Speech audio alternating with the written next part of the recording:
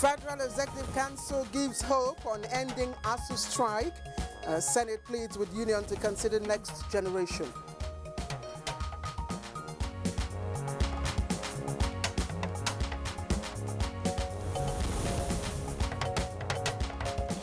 Gunmen attack EFCC office, threaten senior investigator in foreign exchange and malpractices fraud section.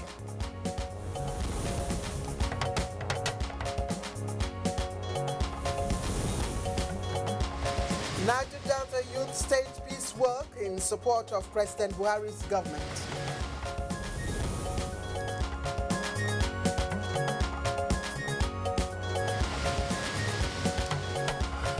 And by popular demand, our discussion on building national unity and stability continues today at Good Morning Nigeria.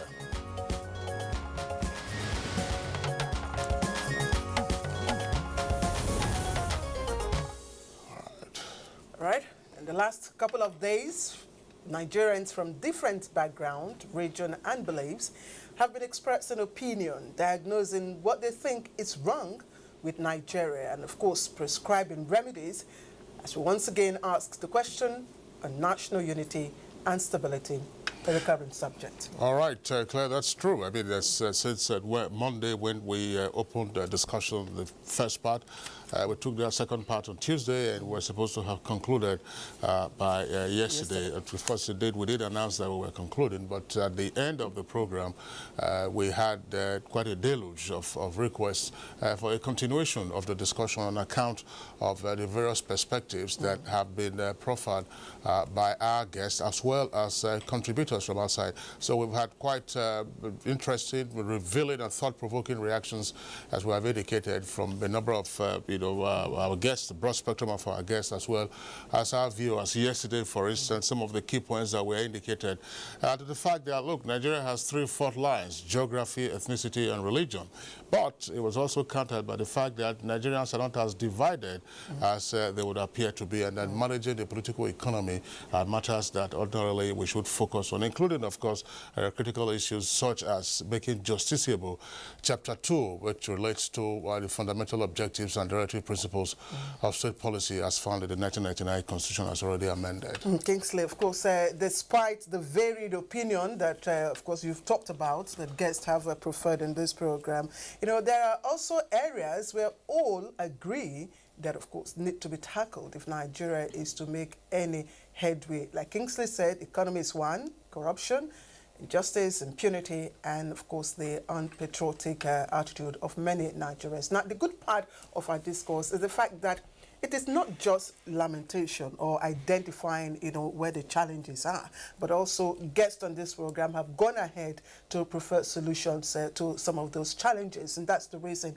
why, of course, we're taking on this subject. Absolutely, that's right. So we're having a part 4 of the discussion today. We have already ticked off some of the points that have been raised by the guests. Of course, since Monday that we've been on the subject matter, together with the suggestions that they have made with regard to what needs to be done to ensure that there's greater national cohesion by way of unity and then stability for development and progress. So those are the issues that we'll also be looking at in part 4 today. Indeed, Kingsley, from all that have been said so far, it's obvious that the solutions are not far-fetched. They're not. It's just, you have to have the will, and there's a clear understanding of what the challenges are and what the dangers are ahead on account of the various agitations that we have seen in different parts of the country. Ordinarily, some of those agitations are matters that could have been dealt with straight away, by recourse to the law. But it appears that the more you seek to apply the law, the more virulent those agitations have become. Indeed, Kingsley. Today on the program, we will have another panel to, of course, give their own side, to this issue, perspectives to the issue, of course, on discourse. And that will be it for today on Good Morning Nigeria. We do thank you for joining us as usual. I am Claire Adelabu Abdul Razak. And I'm Kingsley Osadolo. I join my colleague Clay and also welcome you to today's edition of the program, coming to you on the network service of the Nigerian Television Authority. It's a live broadcast and we're Africa's largest TV network. We also urge you, of course, in the course of our discussion segment to send in your contributions via our Twitter handle at NTAGMN. You will always find that at the lower half of the bottom of your screen, usually to the left side, and then, of course, you will have the opportunity of sending in your comments, and those comments will be taken in the course of the discussion. I think we need to emphasize the fact that contribution, participation of all is very paramount, you know, as far as this conversation at all times, really, at all times, as we've always had them, Claire. Thank you. We also have our regular companion segments. So this will include business, newspaper review, and others. In the meantime, we are going over now to our colleague, and she's right here with us, Larry Bala Hassan, for the morning news. Hi, Larry. I hope everything is united and stable. The heavens opened last night. Well, it's been so since the beginning of the week, I believe. Monday, Tuesday, and the Wednesday. roads this morning, Kingsley, you needed to see the roads. Absolutely. In fact, the gutters were not able to contain the flood. That's right. Yes, the rains was really very heavy this morning. It was very difficult coming out, but... Waking up, you mean? Yes. Yes. Good morning and welcome to the news. The Federal Executive Council yesterday approved the rehabilitation of the Itakpe-Ajaokuta railway line to boost economic activities. The council also gives hope on positive outcome of deliberations to end the nationwide strike by the Academic Staff Union of Universities, ASU, soon. Already, let's say that the issue of negotiation, which is the only one they agreed, government has done what it promised because we set up the negotiation team and negotiation is already ongoing. There is the issue of their own earned allowances, and I think because of some miscommunication, what we promised could not be done. But I'm assuring ASU and the nation that this is going to be done. They appreciate what I told them, that they have not passed through the normal labor routes before embarking on this strike.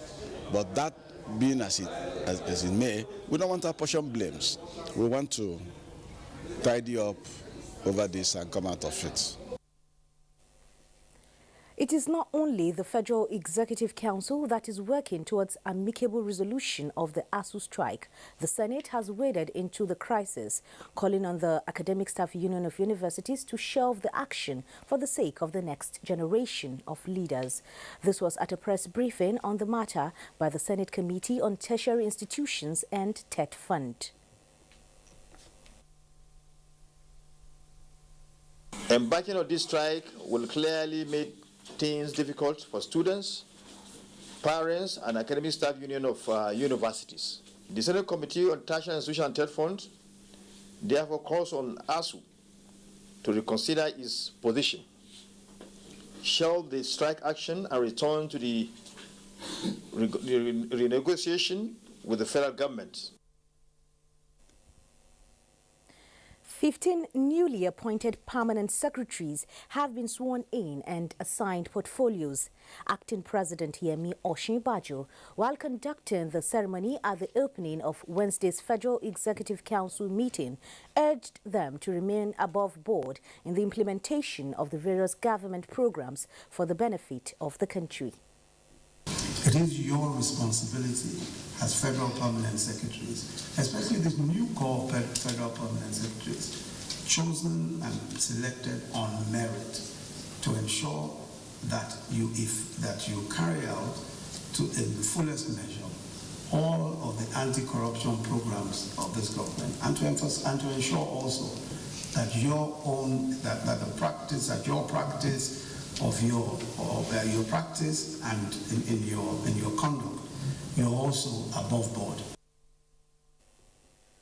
The Buhari administration will partner the Nigerian chapter of the International Press Institute, IPI, to host a Hitch-Free 2018 World Congress of the Global Network of Free Media. Acting President Yemi Osinbajo gave the indication when the board of the International Press Institute, IPI, Nigeria chapter paid him a courtesy visit to intimate him of the plans for the forthcoming event scheduled for Abuja in June 2018. 2019. Acting President said it was a very important opportunity for Nigeria to showcase herself, show that the country is safe and secure for business, as well as advertise the ease of doing business initiatives. Acting President Osinbajo urged the local organizing committee to consider putting on the agenda of the event the issue of hate speech and its implications for the polity and for peace and security. Representatives of youths from all states in the Niger Delta region converged on Abuja to stage a peace walk in support of President Muhammadu Buhari and his government. Adebola Brooklyn Sunday reports that it is a new development on the part of the youths from the region in support of the present administration.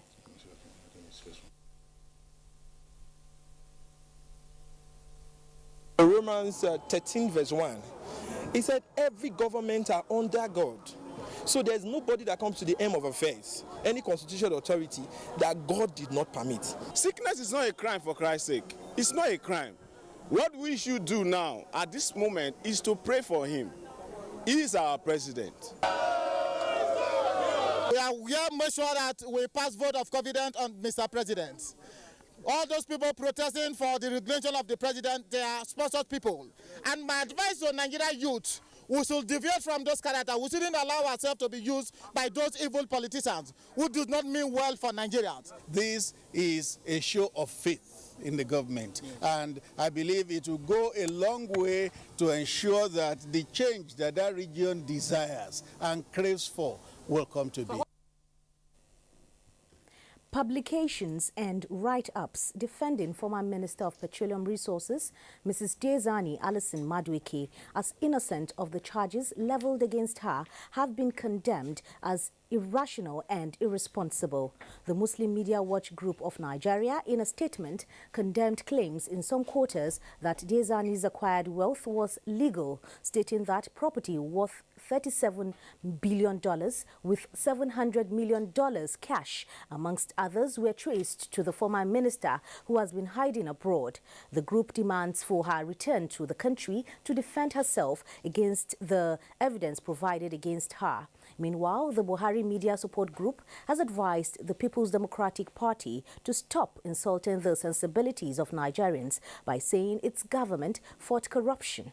A statement by the group's chairman, Austin Brimo, indicates that the mismanagement of resources by the PDP administration resulted in the current hardship and economic recession the country is experiencing. The group notes that significant economic gains have been recorded under the Buhari administration, which has implemented the Treasury single account, increased revenue generation in the Nigeria Customs Service and Federal Inland Revenue Service, as well as the inflow of foreign direct investment.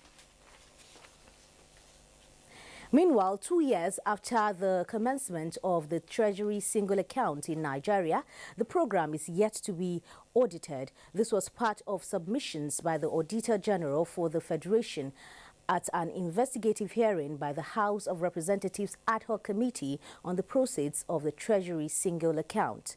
The committee frowned at the development on EFCC officers. The second question relates to clarification as to the inflow of the sum of 32 billion and 975, which represented revenues from Federal Inland Revenue and the Nigerian Customs Service. Remitter report is showing 3,651. Remember, our own was showing 541. 651, 360. 6898,359.03. That's a difference of about 2 billion. As we are speaking, money is going into the TSA and money is leaving the TSA. So if you run that report now and run in the next second, I can assure you the balance will not be the same. Unknown gunmen have attacked the headquarters of the Economic and Financial Crimes Commission located at Wuse Zone 7 in Abuja. A statement by the EFCC says a group of heavily armed bandits invaded the office in the early hours of Wednesday and shot sporadically into the premises, damaging the buildings and parked vehicles. However, the attack was repelled by the guards on duty, which compelled the hoodlums to escape, but left behind a message threatening one of the senior investigators of the Commission in the Foreign Exchange and Malpractices Fraud section. And that's the news for now. Good morning, Nigeria. We'll continue with Claire and Kingsley after this break. Good morning. You hear a bomb explosion or gunshots of an active shooter. That might be a terror attack. At such times, always remember 3 action words. Run, hide, report. Don't try to run towards the terror scene to save the situation, because there might be a second bomb blast or another attack. Run far away and take cover. Make sure you are safe first. Yes, it is in our nature to sympathize over the hurt, but remember, only trained personnel can help in such situations.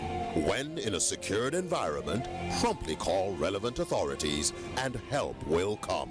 For anonymous reporting, call 09630-3250-5 or 0813-2222-106. If you see something, say something. Nigeria, unite against terrorism. This message is brought to you by the Federal Ministry of Information and Culture. Today, Ariel will show you how to save more in these tough times.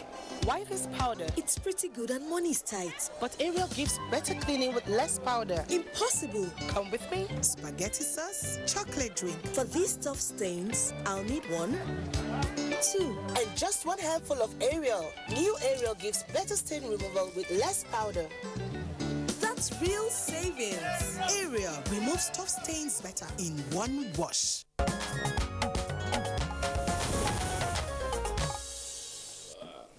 All right, welcome back to the program. If you've just tuned in, this is Good Morning Nigeria as always, and it's live on NTA. Now, let's talk a bit of business, and the federal government is to ban importation of fish, and that's as Nigeria's fish production, we are told, has hit 1 million tons. Details with Amina Noshim. Welcome to Business News.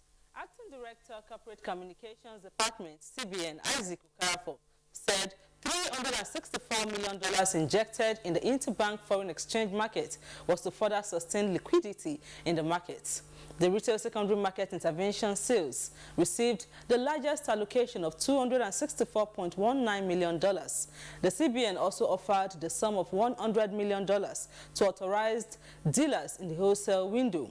He said the CBN also received requests from authorized forex dealers on behalf of their customers, for which results will be released, stressing that the CBN remained committed to achieving a convergence of rates at the interbank and bureau de change segments of the markets.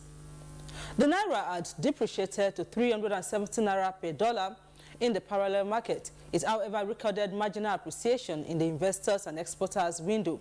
Meanwhile, the CBN, in a bid to improve foreign exchange availability in the Nigerian forex market and ameliorate challenges encountered by critical stakeholders, says payment for port charges to the Nigerian Ports Authority and other agencies by oil marketing companies can now be accommodated by the bank using Form A.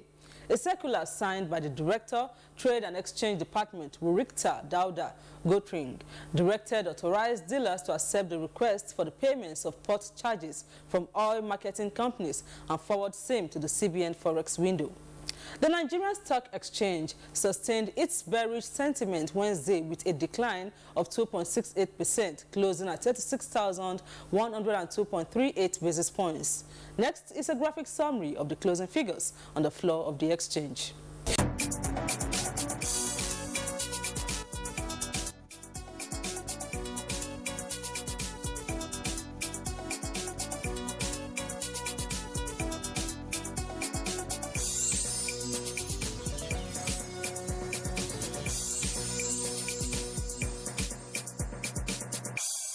A report from elsewhere indicates that Namibia has cut its lending rate to 6.75% to support growth. Namibia's central bank cut its benchmark lending rate by 25 basis points to 6.75% on Wednesday, citing the need to support economic growth and maintain the one-to-one link between the Namibian dollar and the South Africa rand. It will be recalled that Namibia's economy slipped into recession in the first quarter of 2017, shrinking by 2.7% in the quarter following a 1.4% contraction in the last quarter of 2016. That's business news. I am Joy Uzo. All right, thank you very much there, Joy Uzo, for the business package. And next for us, we go to the front pages of some of today's newspapers.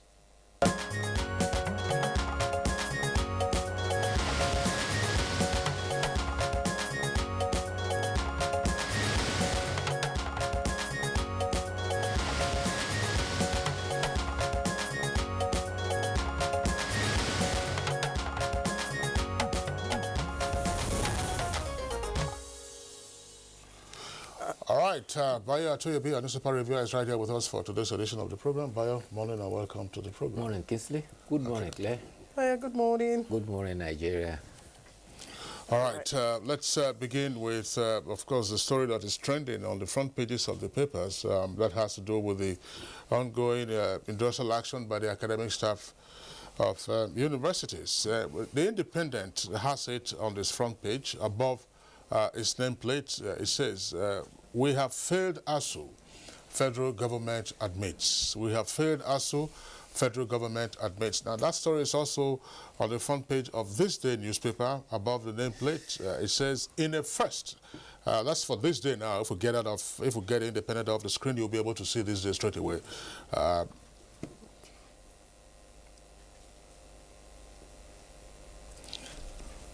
In a first, according to This Day, federal government accepts blame for ASU strike, announced decries industrial action, says ARGP failed to address problems in varsities. That's the story for This Day newspaper plus. Of course, other headlines you also have there. Finally, Oshibajo assigns portfolios to new ministers and swears in pump sex. That's in greater detail on page 8. Now, below the nameplate of This Day newspaper, police commence investigation into attack on EFCC office.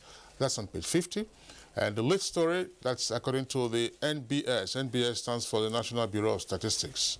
Roughly 400 billion naira in bribes given to public officials annually. That's some 400 billion naira in bribes, according to the NBS, given to public officials annually. And two writers says bribery is an established part of administrative procedure in Nigeria.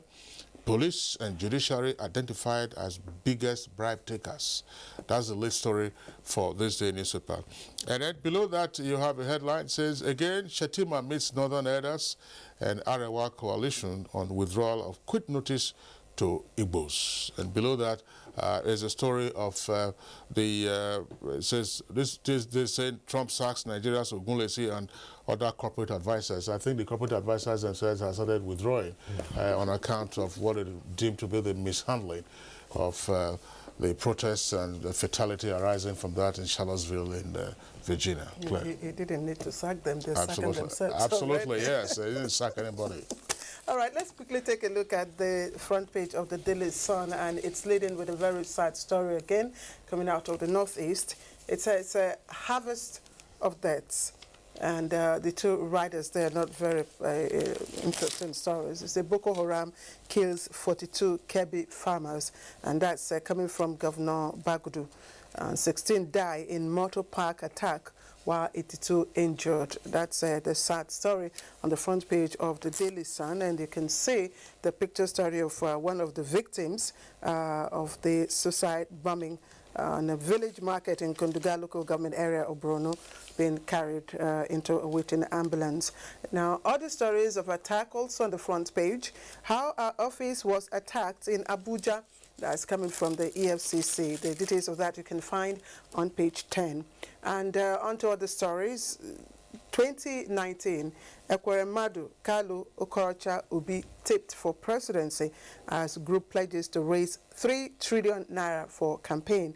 You can read up that on page 10. Now, ex-councillors endorse Wike for second term And also trending there, anti-Buhari protesters give 21-day ultimatum. Now, there's a report there that's very alarming. Public officials accept 400 billion naira bribe yearly. And that is statistics coming from the Statistics Office, that's the NBS. And it's on page 3. Bayo, that's not too good for us. Yes, let's start with the human interest story. 42 farmers from Kebbi were killed. This was in Borno. It's not as if the insurgents have taken their attack now to Kebbi State. There were farmers from Kebbi who went to Borno, and unfortunately they became victims there. Also, 16 persons were killed when by suicide bombers in Konduga, which is about 35 kilometers south of Maiduguri. Now, talking about the corruption now, there has been alarm, particularly that the EFCC office in Abuja was attacked. This happened about 5 a.m. yesterday. However, the government were repelled, but before they departed, they left a note warning, and their target was an officer who is said to be in charge of the foreign exchange malpractices fraud. And he is currently said to be investigating politically exposed persons as well as top military brass. And therefore, corruption, it can be said, is now fighting back. Talking about the corruption, the Nigeria Bureau of Statistics has published its evaluation of corruption practices across the country. And it indicated that police officers, judges and prosecutors are the most corrupt public officials. That can simply indicates that corruption permeates the criminal and investigation and prosecution system. It also indicated that in the public service, bribery and corruption was 46.4% with the police, 33% with prosecution, and 31% with judges and magistrates. In the area of the average bribe that are paid, it listed custom as the highest, taking about 88,587. Judges and magistrates demand as much as 18,576, while prosecutors demand about 10,072 naira. They also talked about corrupt practices in the private sector. In the private sector, they identified employers of the insurance, teachers, and private schools, as well as doctors in private hospitals that have demand highest bribe before they provide services. On the general scale, it was also identified that men pay higher bribes, about 37.1%, as compared to women, 26.6%. The figure you quoted was from the United Nations Office of Drug, and they said that for a total of about 400 billion was the volume of bribe that was exchanged hands. Yeah, that's right. But that's to say that the report of the National Bureau of Statistics was done in collaboration with the United Nations Office on Drugs and Crime, and the report covered the period June 2015 to May 2016. As you said, a broad spectrum analysis of what is going on in terms of corruption, and then the mountain that, of course, we still need to climb as a country to reduce this So corruption is a challenge, and it must be fed squarely. It is real. I think we get to know that. The alarming aspect is that it has permeated and it dominates the justice system, particularly criminal cases, investigation, prosecution, and taking people to court. However, the latest things, everyday life. I mean, you see these things going on. That's the challenge that we really face. You know, in the academia, it's also there. I mean, you find that there are issues, and then for you to just get a simple service. We'll go back again to this day. One of the riders that this day has there says that one of the riders to that late story says roughly 400 billion. The rider says bribery is an established part of administrative procedure in Nigeria. People don't get to do their work in general until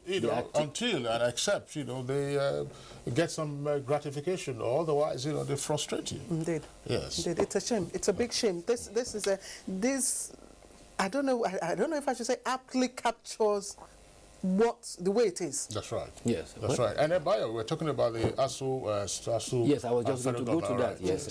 There are positive indications that the strike may not last. However, the Minister for Education, Adamu, has owned up and said that most of the agreements that were reached with the ASU were not fulfilled. However, he has indicated that, with the exception of the negotiations for which the Babalakin Committee was working on, many of the others were not done. But he has identified the easy ones.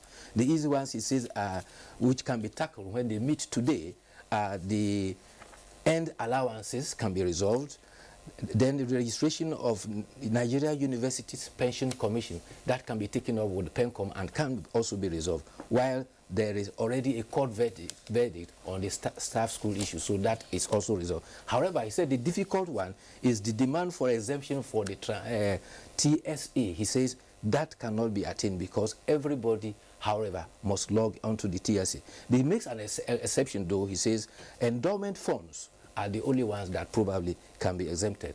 And Minister Adamu says that with a meeting with ASU today, there is higher hope that most of the issues will be resolved. And he has also made hay while sun is shining. He's also inaugurated a committee to also look at the demands and agreements with colleges of education as well as polytechnics, so that after ASU, you don't have these ones also. We appreciate the minister for coming out to accept, to be candid about it. But you see, we must also begin to go beyond that and begin to honor agreements. We shouldn't wait for ASU. I mean, it's become an annual thing. Yes.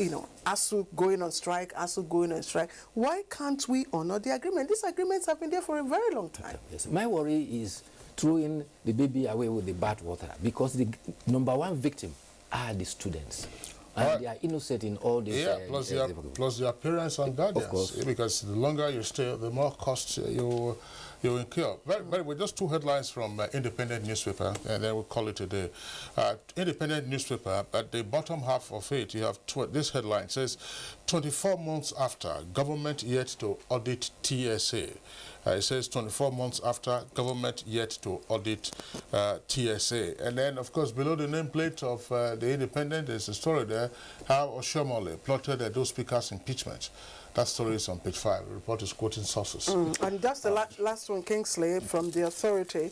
Just at the bottom of the paper, it says one feared killed as police army clash with IPOB, and that happened at Ekulobia in Agwata local government area, again, of Anambra State. All the other stories on the front page of the paper we've talked about. Yeah, and that's right. Yeah, I was just going to say, Claire and Bayo, that's the most we can take for this separate review segment. But for the papers that we have reviewed since Monday, we have not seen the story on the front pages, but the story has been inside. You remember the case that we discussed some time ago of an Air Force officer in Benue, in Makurdi, who, crime of passion, killed his lover. He's been sentenced to death by hanging. That story is subject to confirming by the authority. Yes. And there was also development with Evans' case yesterday. That's right. Yes. All right, Bayo, we'd like to appreciate you once again, and hoping to see you tomorrow. And that does it for our newspaper review for this segment. We're moving on now. When we come back, we'll set the ball rolling for our conversation. Stay with us.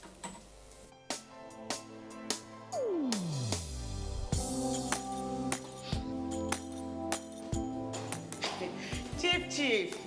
Good morning, sir. You're here already? No. Now my spirit there. My body there for house. What kind of question is that? Were you not the one that fixed this meeting for 8 a.m.? You are now coming by 10 a.m. and start asking me job questions. But Chief, now, I'm sorry. Don't you also go late for meetings sometimes? You know now, African time. No more African time. And no more pancaking of face during office hours. At the end of the day, we will lose valuable time. We will not make progress. If we want to move this nation forward, we must treat business as business and respect time. Change begins with me. Thank you, sir. I'm sorry. Can we go for the meeting now, Chief? Better. This message is brought to you by the National Orientation Agency in conjunction with the Federal Ministry of Information and Culture.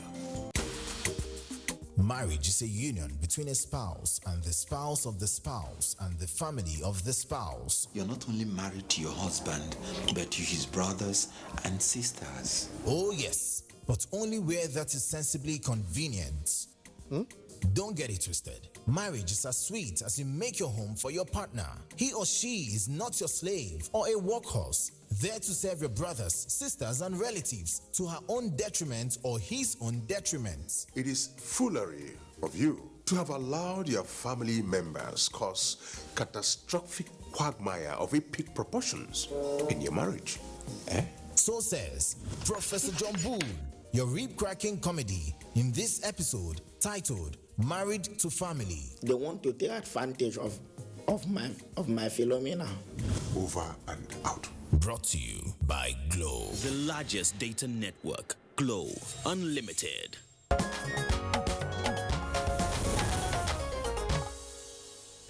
All right, let's set the stage for our discussion this morning. And today's package report will be coming from Enugu, precisely from Ifeoma Ndu Okolie. And in it, she says residents of Enugu say for the much-needed national integration to be realized, there ought to be dialogue and oneness of purpose for leaders and the led. Let's listen to her.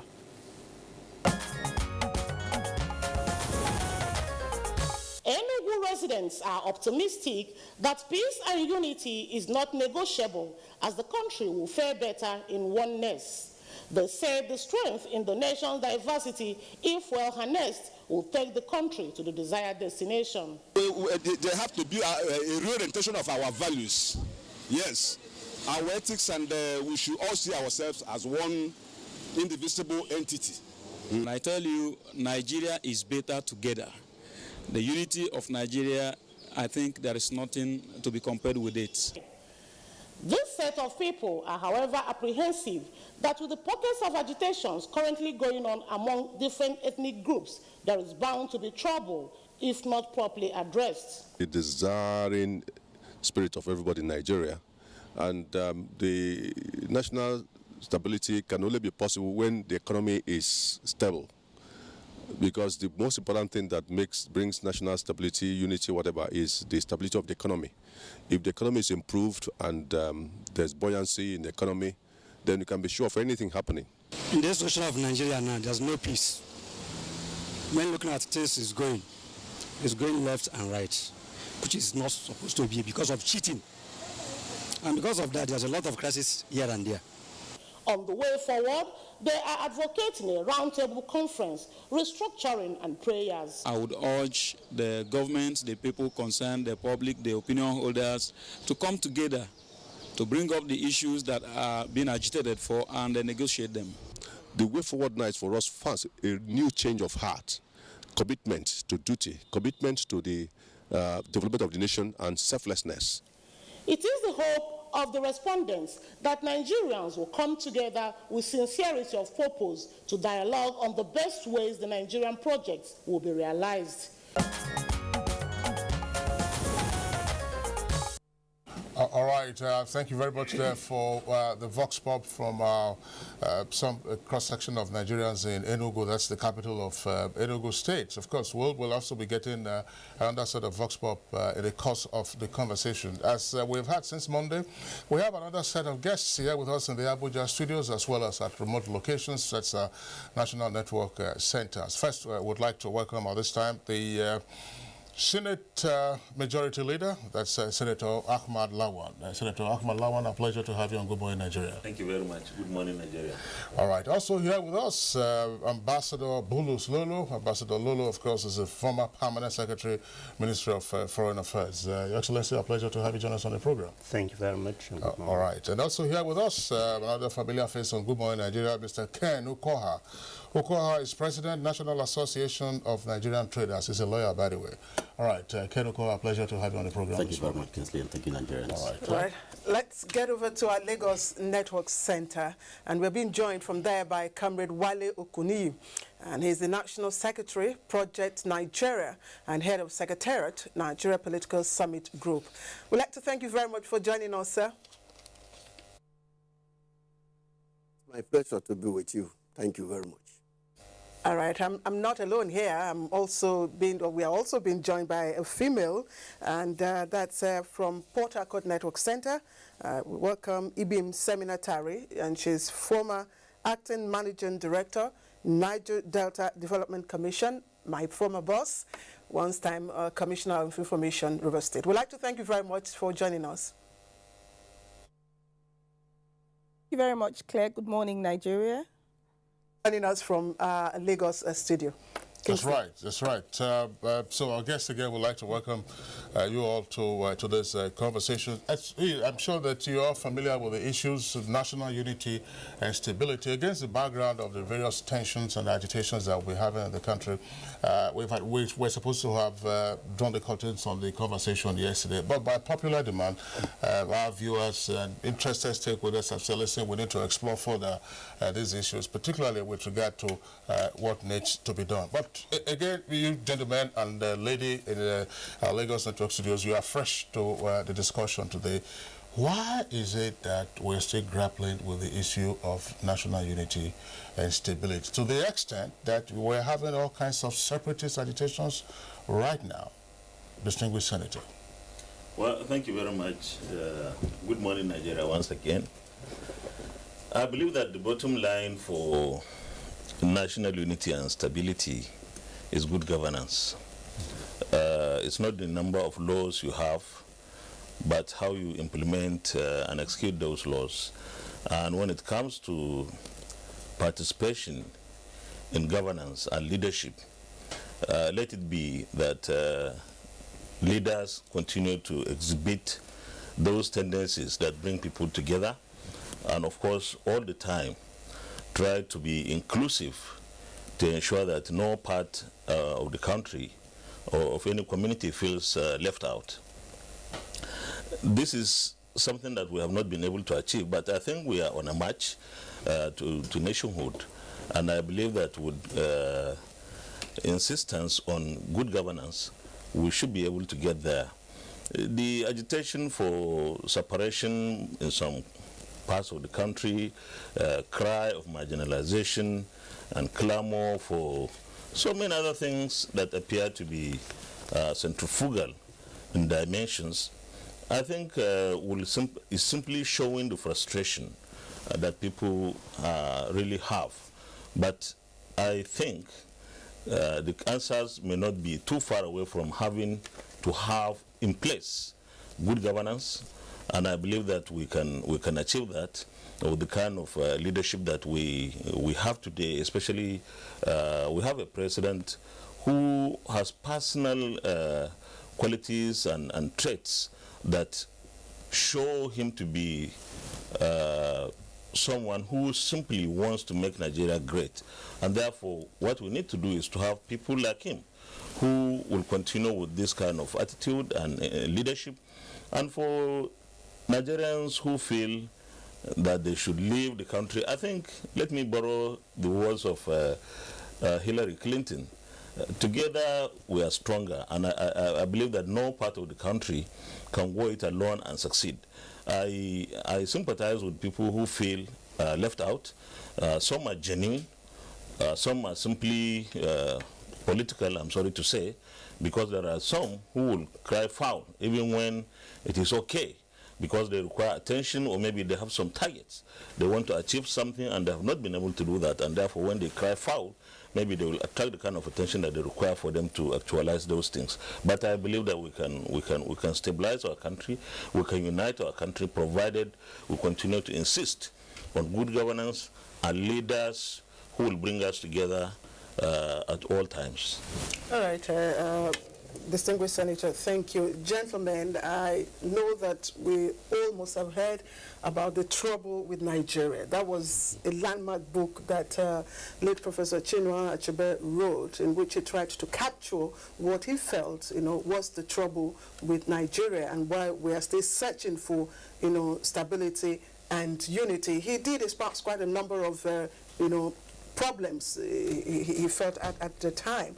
But 34 years now, we're still discussing the issue. We're still searching for stability and unity. And like Kingsley asked, why has this subject refused to go away? And I'd like to bring in, just before we get back to Abuja here, Comrade Wale Okunoye in Lagos, because you are of the project Nigeria.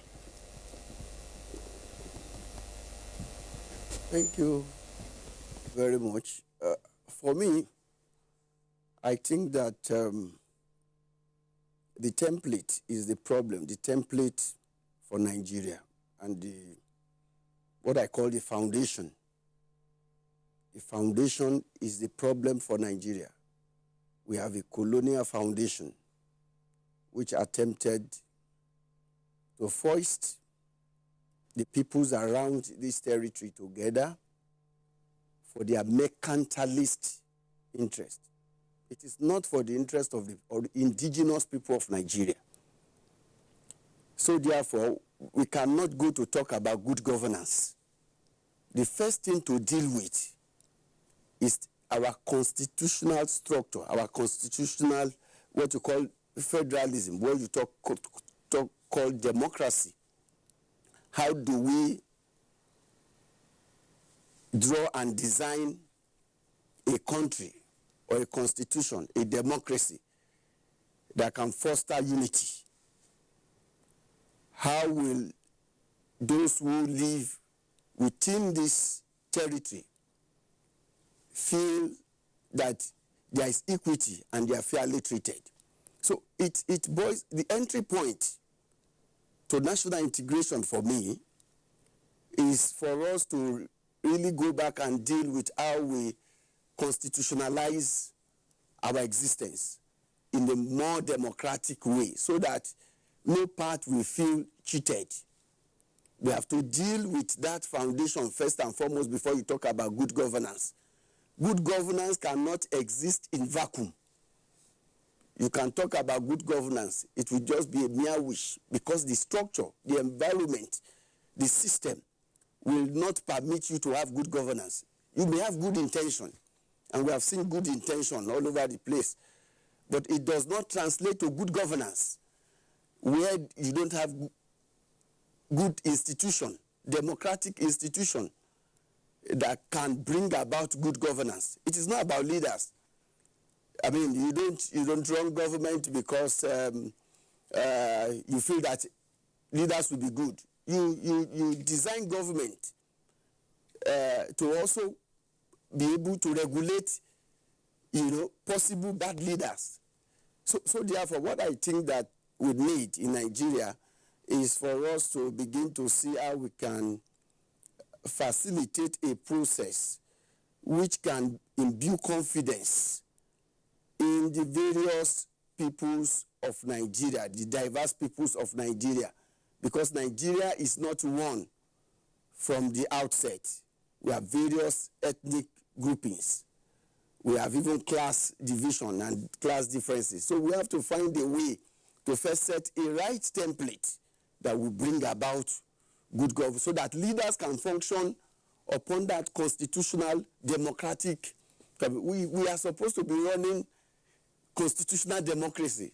It doesn't appear to me that that was why we allowed the military to foist a 1999 decree 24, and it is Christian 1999 constitution. So you must deal with that. And it's not just about the paper constitution. This is the entire spirit of Nigeria we are talking about. We are talking about the spirit of Nigeria agreeing with what exists as a system. If the foundation be destroyed, what can the righteous do? There is no good leader you can bring and do anything. So that's my point. You must really lay a very solid, democratic, constitutional foundation which we agree with all the elements and component part of the country. Then you will be able to deal with the question of good governance. Thank you. All right, Wale Okunuyi, thank you very much for your initial comments. Of course, we'll be coming back to you later in the course of the conversation. While we are still with you at our Lagos Network Center, IBIM was introduced earlier, the former Commissioner for Information and Rivers and former Acting Managing Director of NDDC. Just a couple of points to also bring back from the conversations that we've had since Monday. Yesterday, we had Professor Sophie Oluwole, of course, Professor of Philosophy at University of Lagos. And one of the points she made was to the effect that unity does not mean that there will be uniformity. That we must acknowledge our differences and then leverage on those differences. And one of the guests joined us from our Jos Network studios also indicated that Nigerians are not as divided as they are sometimes portrayed to be, despite the fault lines that already exist. But still, the question of national unity and stability just won't go away. Why is it so, Ibn? Kingsley, I think that you have made one strong point, and that is the fact that unity may not necessarily be that we're uniform in our views or in the way we think. However, one of the key things that we must agree with is that when you have a lot of people with varied interests, varied orientations, varied cultures, varied religions, coming together to say we're part of a whole, then it's important that their voice is heard. And that's why Nigeria is a federation. Now, the question is, are we truly practicing federalism? Do the constituent parts have a say, as it were, in the functioning of the nation? And I think that's the kernel of the matter. It's the fact that everyone wants to feel like they have a say in the makeup of their country. Is the fact that every federating unit has to be made to feel like you have to contribute something, but also you can benefit something, so that it doesn't look like there's a lopsided arrangement. That, I think, is what has been the argument. But yes, I agree with you that Nigerians are not as divided as they seem. And how do I mean? I always say that when it comes to the sharing table, everybody is present. The Igbo is present, the Yoruba is present, the Hausa is present, the Ijaw man is there, the Goni man is there. I mean, when it comes to the sharing table, you see everybody present. So I think that the real problem is not about when people gather to share, because when there's a gathering to share, you don't find the schism of religion or ethnicity. You find those problems are therefore kind of imposed. And that's why I agree with those who say sometimes it's politically motivated. Sometimes that's really the problem. I think the biggest problem with Nigeria is that the man who is in Mushi and the man who is in Woji and the man who is somewhere in Jos, and all of those people are really interested in being able to eat. They're interested in being able to have electricity. They're interested in being able to have good roads. So they're interested in just having their country function. And believe me, if the country functions, they really couldn't care. And I'm talking about the regular man. So sometimes those who make all of this, who make all of the noises, as it were, are really the elite who, if they feel disenfranchised or they feel that they're losing out in the sharing equation, then whip up sentiments and plebeian mentality. So me and you and the regular man on the street becomes cannon fodder for a war that we have no part in. So I think that what therefore needs to, and it comes back to what Okuni was saying, the issue of institutions, strengthening our federating units, strengthening the institutions to ensure that we function.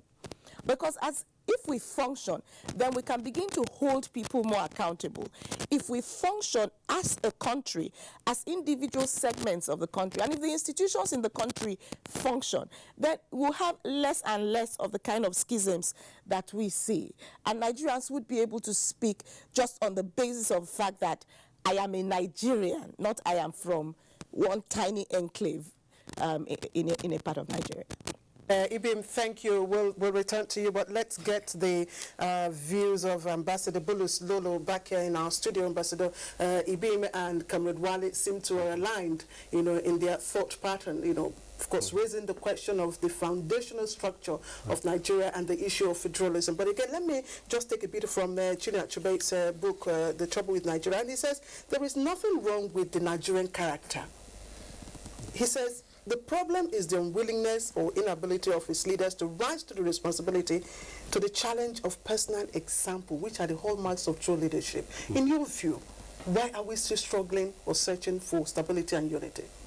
Well, thank you, Claire, and good morning all. I do agree with what you just quoted there from Chinua Achebe on the question of leadership. That for a very long time we have suffered from this lack of a very strong, consistent, and durable leadership in Nigeria. The absence of which manifests itself in the direction of governance that the distinguished senator talked about at the opening of this program. And everything he said about governance, I share and I agree. Equally, the point about practice, everyday practice in this country that Ibn mentioned just now, I also agree. I do have a slight disagreement when it comes to the question of constitution, because I think we have one of the most complicated constitutional processes that I know in this country. The language is very sophisticated. It is not even meant for the people in whose name the Constitution claims to be. We tend to give work and job all the time to our lawyers, who, because they write a language that is technical in nature, it is very difficult to interpret. The very institution of government that is established to interpret the Constitution does not do so. And so it's not a question of Constitution per se, but are we really practicing what our laws say? The institutions in this country are very good. Take the Federal Character Commission that people have vilified. What is the intent of that Federal Character Commission? And others that I can mention. All these are institutions that, if they function and function effectively, we will be a better place. But the experience that I have seen is that our governance is such that, and yes, some of the things that the distinguished senator talked about are lacking. Today, politics is winner takes all. Politics is defined by ethnicity. Politics is defined by religion. And there is this big wall of exclusion. If you don't belong to the mainstream, whether you are talking in religious or ethnic terms, no matter how good you are, you will not be given an opportunity. And then what suffers? It is that country that we call Nigeria. Absent today is a feel-good factor. Let me read a provision from the Ethiopian constitution. It opens and says, "We, the nations, nationalities, and peoples of Ethiopia, strongly committed in full and free exercise of our right to self-determination, to building a political community founded on the rule of law and capable of ensuring a lasting peace, guaranteeing a democratic order, and advancing our economic and social development. Fully convinced that the fulfillment of this objective requires full respect of individual and people's fundamental freedoms and rights to live together on the basis of equality and without any sexual, religious, or cultural discrimination." This constitution then goes on to provide what we are talking about today in this country. Section 39(1) of that constitution says, "Every nation, nationality, and people in Ethiopia has an unconditional right to self-determination, including the right to secession." With this in mind, how do you respond to Comrade Wale's view that governance, good governance, cannot be achieved in vacuum, of a solid, collective foundational structure? Well, what are the foundational structures we're talking about? We have a sophy of those foundational structures in Nigeria. Remember, at independence, we were 3 regions, moved to 4 regions, 12 states, 19 states. Today, we have 36 states. I bet you if we have even 100 states in Nigeria, unless we address what is lacking in our system, you continue to have agitation. And remember, too, we now have 774 local governments. What are they doing? It was Ibn that talked about what? The cake at which everyone is present to share. But it is that size of cake, I believe, that people are agitating for. The syndrome of me, myself, and I, plus we, ourselves, and us against others. Once you assure this, then you will see that people will gravitate. So absent really is a governance that assures inclusivity, a governance that assures accommodation, a governance that assures opportunity for all. Because we don't have these. And equally too, you don't, in fact today, if you are good, but you don't answer to a particular calling, whether of religion, ethnicity, or other affiliation, you'll be excluded. and to the detriment of the country. That's the problem. Ambassador Bulus, thank you very much. Of course, we come back to you right here with us on the studios. Ken Ukoha, you listen to all the other guests, President, National Association of Nigerian Traders, the issue of unity and stability. What are your opening thoughts? Thank you very much. Let me sound a bit controversial here. And I don't want apology to anybody. I want to state clearly that our political leaders should be very much ashamed. Wherever they are,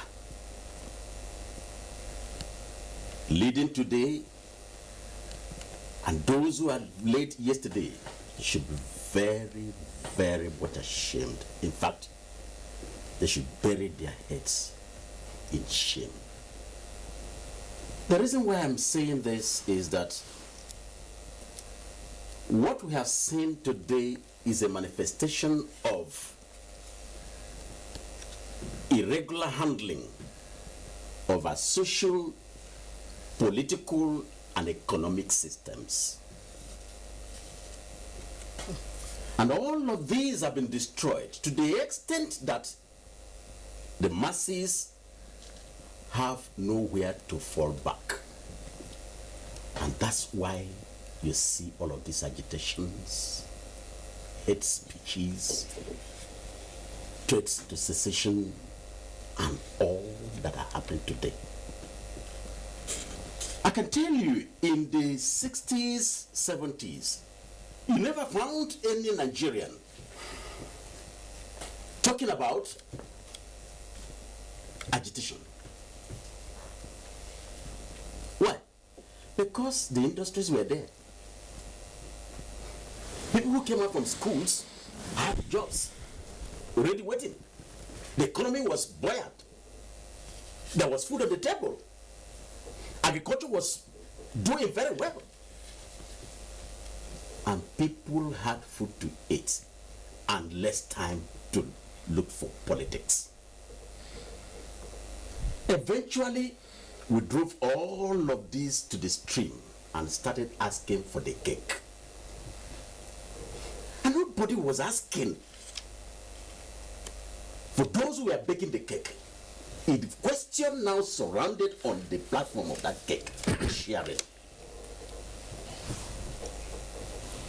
And this graduated to the point where we had many of those factories that were set up in the 70s now becoming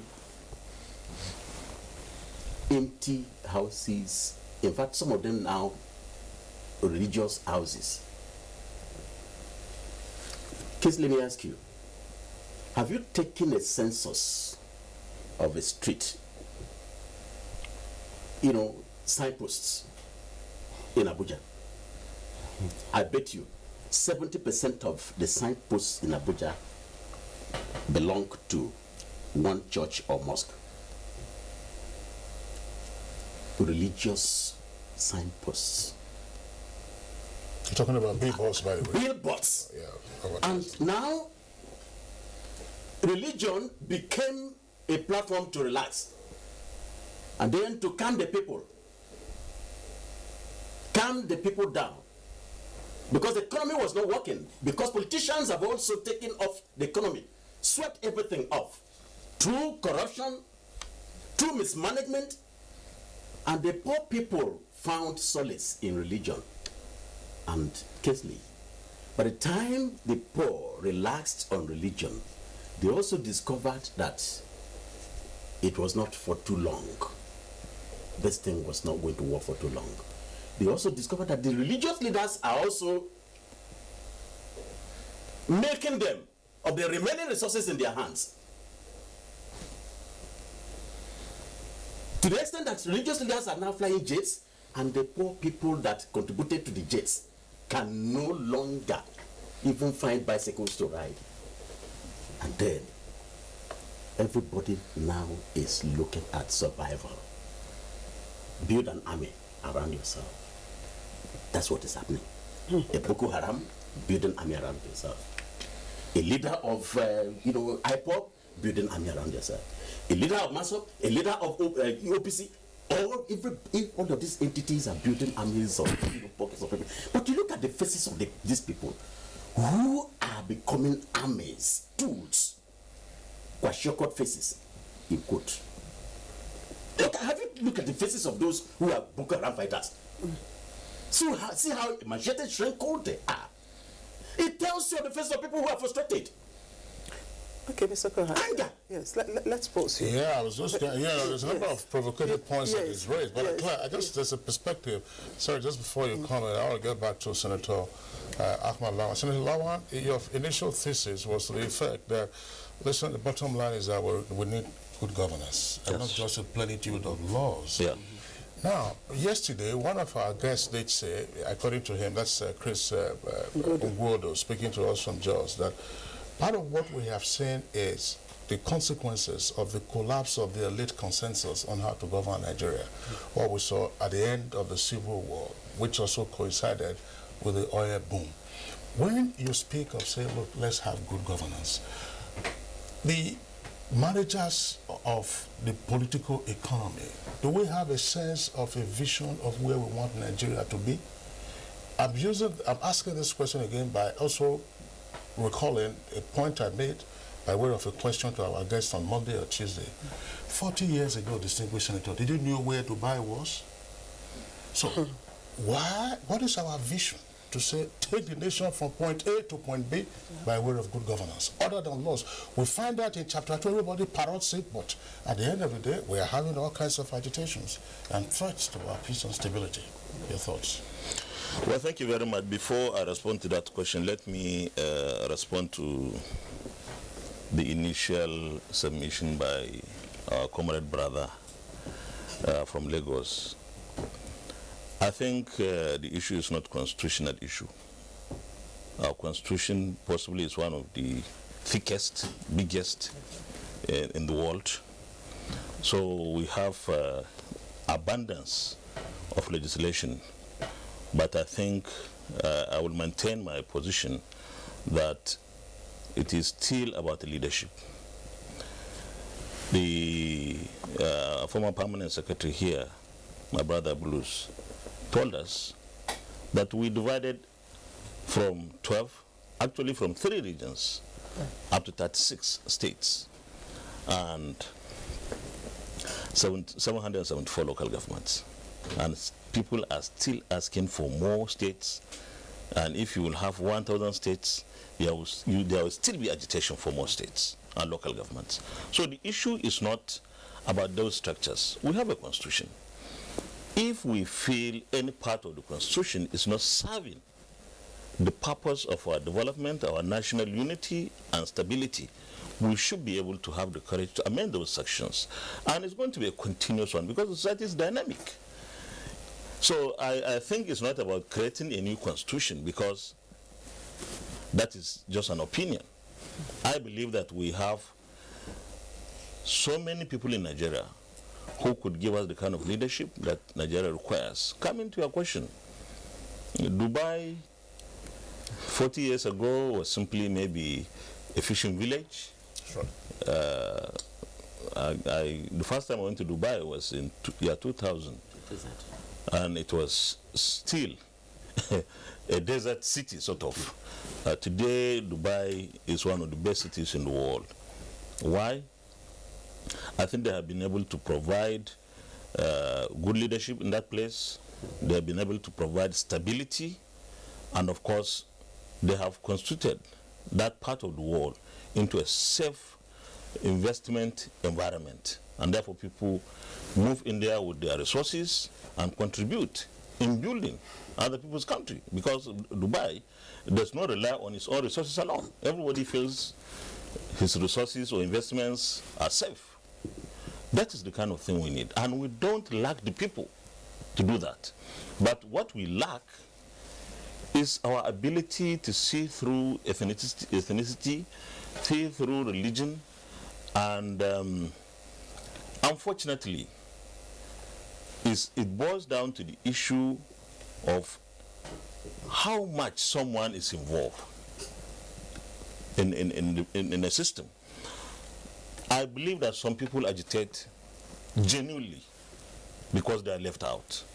And we must admit, we have not been able to achieve integration. By the time you say you want to integrate, it means you know you are diverse.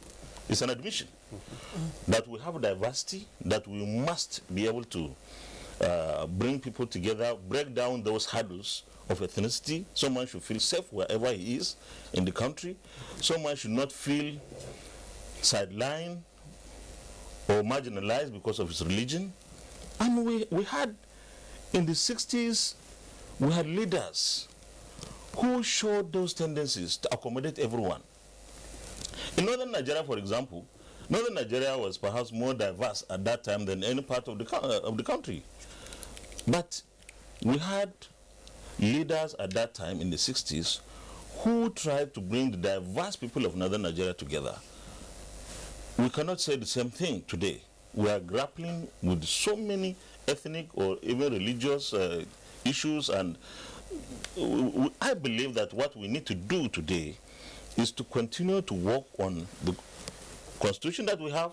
If we feel there's anything there that is a deficit, we should continue to look for those kind of leaders that we can trust to give us the kind of direction, to bring everybody together and make Nigerians put in their best. Because it's for you to be trusted as a leader first. Okay, it's when you have the trust in your leader that he's not going to cheat you, that he's not going to sideline you or marginalize you based on any of these tendencies, then you can put in your best. Because even if you are suffering, if you have a leader you believe in, you can accommodate and live with that suffering and also contribute. So I believe that it still boils down to the fact that we need to have inclusivity in governance. Okay, let me stay with you, because Ambassador Lolobolos, talked about the complexity and sophistication of our constitution, which also, you confirmed. And he raised the question of, implementing the contents of the Constitution. Yeah. And sometime on this program, I think that was when we had a former Director General of the NTA. He raised the issue of implementing both the letter and the spirit of the Constitution, which we're not doing. We only concentrate on the spirit of the, on the letter of the Constitution, rather than the spirit. Now, with regards to the provisions of the Constitution, federalism, what is the National Assembly doing with regards to that? Because you've talked about leadership.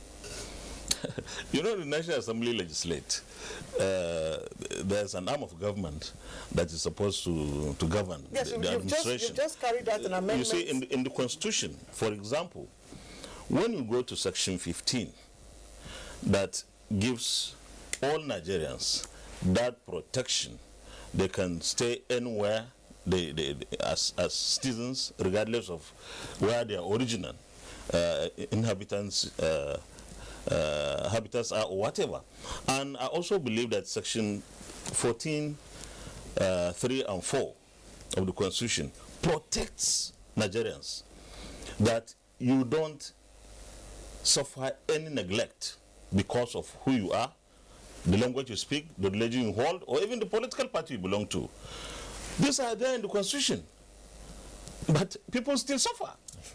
What about the provision of the separation of powers, the devolution of powers in the Constitution, which has been a major cry, or reason for the agitation? Yeah, separation of powers, of course, that is something else. I think nobody is agitating because of separation of powers. Separation of powers is giving the legislature, the executive, and the judiciary their various roles, and of course everybody protecting his environment. But I think what some people are agitating for is, first, they feel they are not getting the kind of resources from the center as part and parcel of that country. Some feel, no, we should subdivide the country. Some are even saying, let's break the entire country into pieces. And to me, none is a solution. All right, Distinguished Senator, thank you very much. We'll come back to you. Let's go over now to our Lagos network studios once again. Comrade Wale Okunoye, I believe that to the extent that time has permitted us in this conversation segment, let's leave the issue of constitutional amendment, and that you had raised that point, and there was a counterpunch from Distinguished Senator here. One of the issues that I raised a moment ago, and Claire also touched on that, has to do with the visioning thing. Yeah, if you have a constitution, you still have to operate it, and that will also require you to have visionary leaders, to move you from point A to point B. And as the other guests have also indicated, if you do not have all of this to gel, then you continue to have the kind of tensions we're having with regard to our unity and stability on account of denial or lack of access or inclusivity and so on and so forth. From your perspective, what do we need to do in terms of visioning? Can you factor into this the fact that we have become somewhat too impatient? We had a lot of regicide, as some persons would say, during the military era, where you had short-term leaders, and then each one who was in office was more concerned about regime survival and protection rather than envisioning a country that would take us from point A to point B. But here we have had, let us say, constitutional democracy now 18 years running. What do we need to do in terms of visioning to move us from a point where we acknowledge our diversity, become more united and stable? Thank you very much. I don't know how you can envision a complex, complicated structure. I don't know what kind of visioning is possible, except to deal with that structure, that environment, which is constitutional. I always go back to it. I don't know how to proceed further. I do not see how we can proceed further in Nigeria, except to deal with the foundation. There is no vision. You cannot have any vision. If you have vision, it will fail. And that's why you have successive failures. Even the man with very good intention is messed up. It's because you don't have the right system. So you must put in place the right system, and it must be democratically done. Therefore, the people must own their constitution. We are not talking about foisting of constitution by the military. We're talking about ownership. The spirit of the constitution must be democratically designed. If the people don't own their country, if the component part don't own their country, what vision, what righteousness, if the foundation be destroyed? You must go back to the basis. In fostering unity and integration, Nigeria needs to do this. We have had conferences, etc. They are not properly done. The under Babangida regime 1989 constitution was circumvented eventually. It is not about writing constitution. It's not about writing of finance. It is about the ownership of that process and content of the constitution. The people who live here in this climate, in this very must own it. It is not one that is foisted and you say we the people. No. The Ethiopian constitution, for instance, which was quoted by the ambassador, provided inside of self-determination principle. In our constitution, section 8 and section 9 forecloses the issue of referendum. The people have no role to play in changing that in Nigeria. There is even no, they don't have ownership and sovereignty. There is no sovereignty over the constitution of Nigeria, and you call that a constitution? It cannot be. I am a scholar of constitution, and I know what it means. It's not just about the paper. It is the entire process, the procedure. If it is democratic, then it becomes a constitution. It becomes legitimate. We are talking about legitimacy of the document that you have, in which the people can say we all own it. If they don't own it, they will sabotage it, and there will be alibi to sabotage it. The ruling class have created the alibi for people to agitate and to sabotage. And it won't go away until you do the right thing. The British started it in their own interest. The military consolidated it. And when we engaged the Abdusalam Abaka about this, he said, well, we have to leave. We have to leave. When the new government comes, we will impress it upon that government to first do that. People like Chief Enaoro and Ganifa Emi of blessed memory stated this, and that's why they didn't participate in that transform program. You must proceed into Nigeria unity by bringing everybody to agree and constitutionalize that political agreement. It must be democratic. Elections today are circumvented, rigged, etc. because you don't have a foundational system. The first thing you need, don't think that you have good men. As a matter of fact, no human being is perfect and will be good. The Holy Book has established that. What you will do is to create a system. Even if you are an evil man, the system will make you good. You create a foundation. You create a room that doesn't make an evil man ride roughshod over others. So this is what we are saying in this place. We are saying that you need to work out a system that can be owned and embraced by everybody and say, look, we did this. And then you can start amending. It is not for agents of the people in government to begin to say they are amending what does not derive from the people. Hey, you are wasting your time.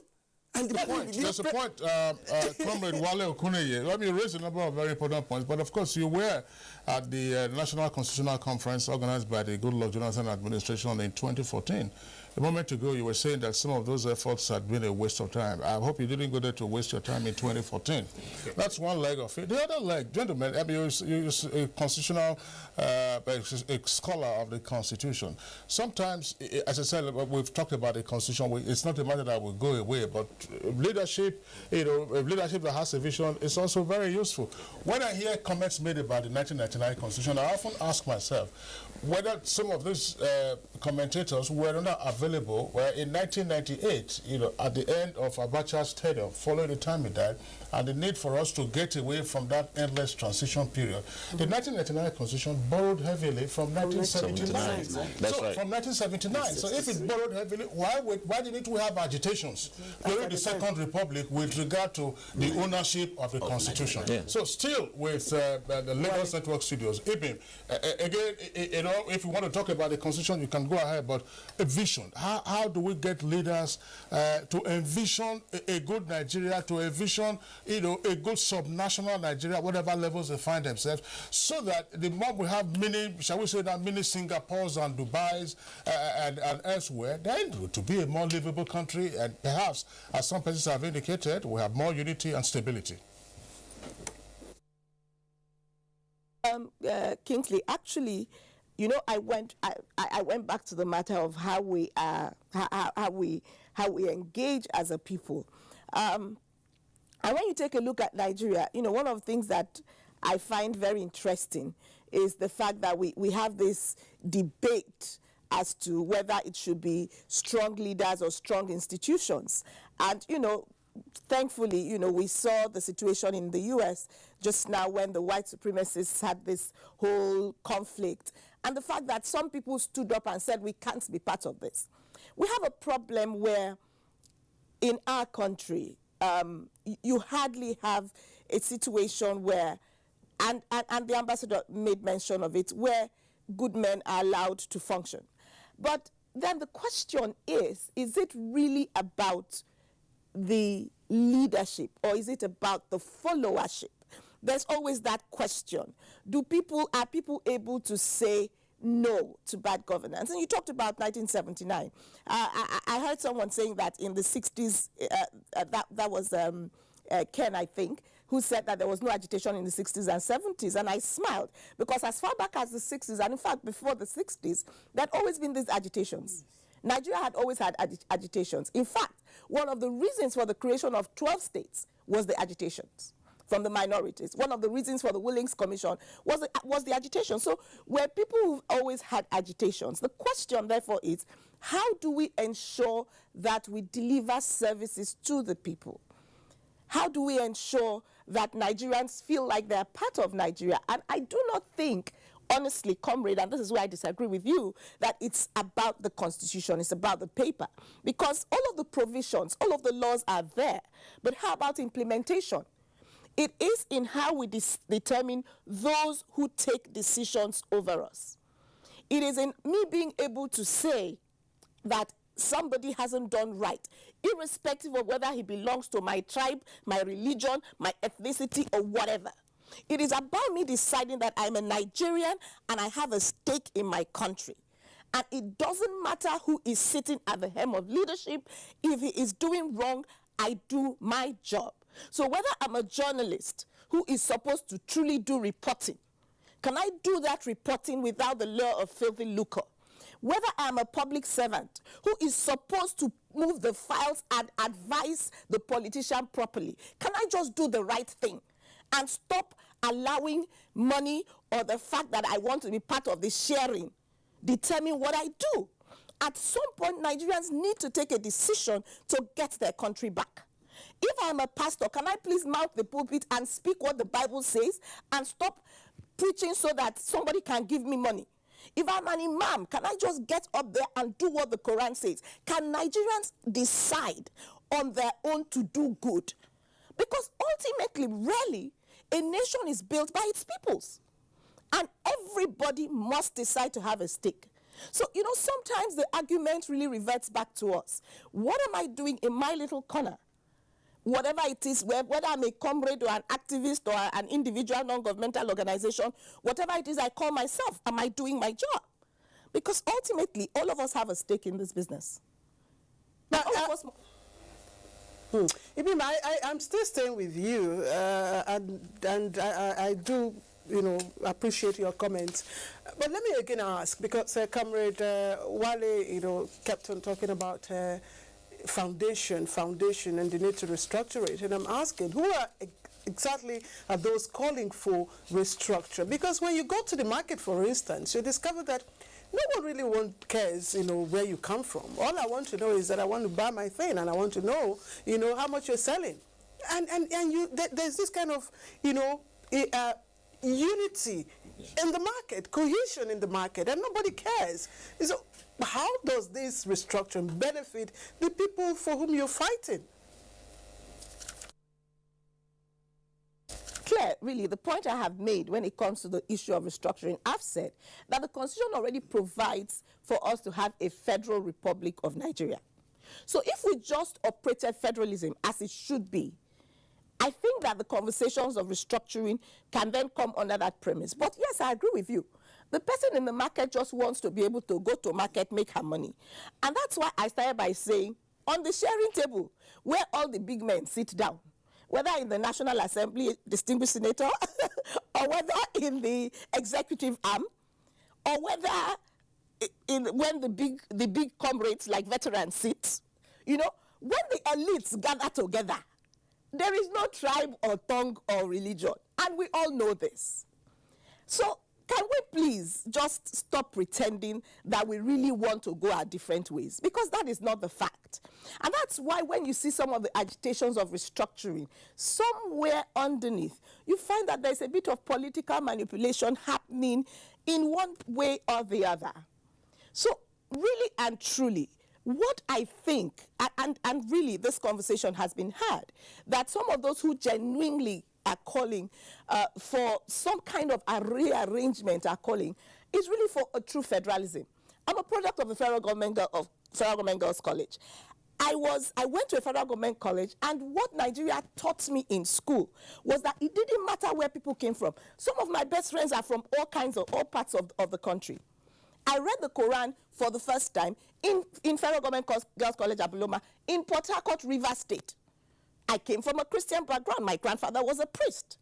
But my friends who were Muslims enabled me see that there were things in the Quran I could understand. And that's my point, that indeed our friends cut across.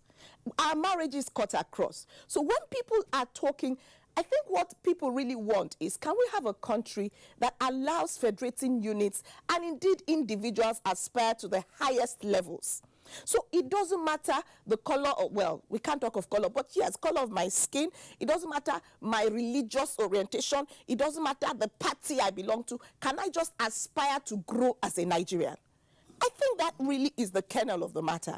And if we can begin to deal with these things by allowing Lagos do what it should do and revert to the center, or Rivers State do what it should do, and strengthening all federating units, you'll be amazed that every part of this country has something to offer.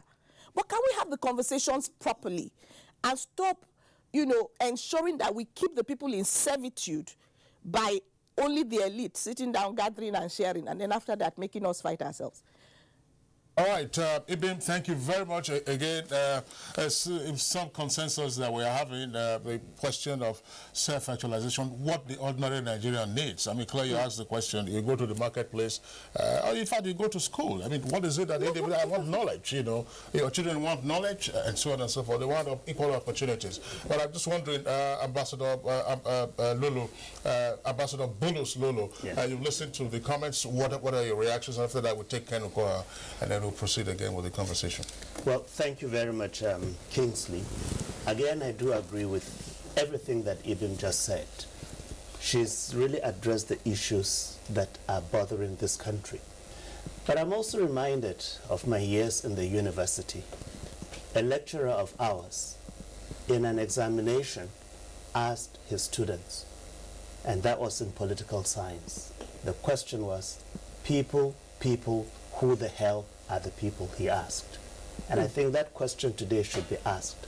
People, who the hell are the people in this country? When our leaders speak, and they claim they speak in the name of the people, do they really speak in the name of the people? The crisis that we have in the country, is it a crisis that involves a fisherman in Bayelsa, a farmer in Kebbi, or a trader in Lagos? Or it is about that national cake that we're talking about, the sharing of which divides us? I'm talking here about the opportunities that we have, as well as our pains and suffering. At what level does it affect us? Brings me to 4 or 5 core issues that are lacking. Policies are not coherent.